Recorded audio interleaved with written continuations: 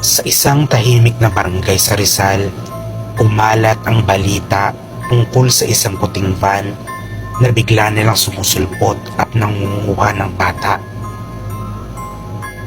Sabi ng mga matatanda, matagal nang may ganitong kwento, pero ngayon lang ulito bumalik.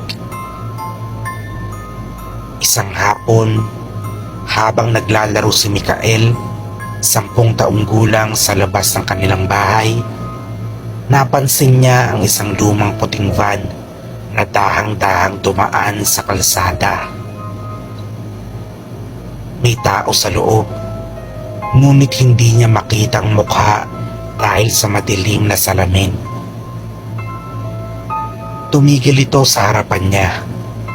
Bubukas ang pinto at isang lalaking nakasuot na itim na hoodie ang bumaba.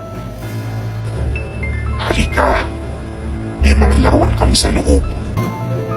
Bulong ng lalaki na may malamig ng ngiti.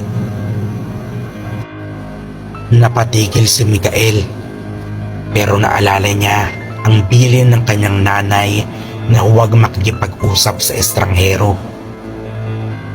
Tumakbo siya pabalik sa bahay. Ngunit bago pa siya makapasok, may malakas na kamay na humablot sa kanya. Naramdaman niya ang malamig na hangin habang pilit siyang hinahatak papasok sa loob ng van. Nagsisigaw siya, pero walang nakarinig.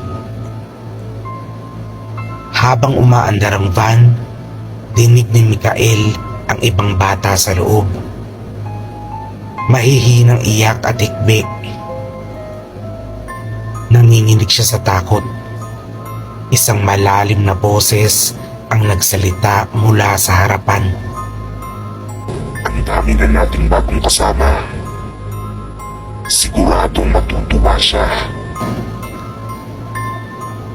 Hindi nila alam kung sino ang tinutukoy. Pero ang pakiramdam ng Mikael ay mas masahol pa sa anumang bangungot. Ilang araw pang lumipas, may isang lalaki sa palengke ang nakakita sa puting van na iniwang bukas sa isang bakanteng lote sa dulo ng bayan. Sa loob, may nakasalansan ng mga damit ng bata, sapatos at mga laruan, pero walang anumang bakas ng mga bata mismo. Ang pinaka nakakatakot ay ang isang lumang Polaroid na naiwan sa sahig. Litrato ito ng isang pulang silid, puno ng nakakuyom na kamay sa dingding, parang pilit humihingi ng saklolo.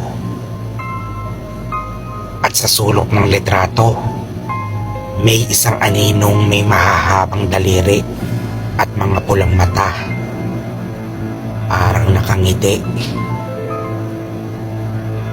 Simula noon, hindi na muling nakita ang puting van.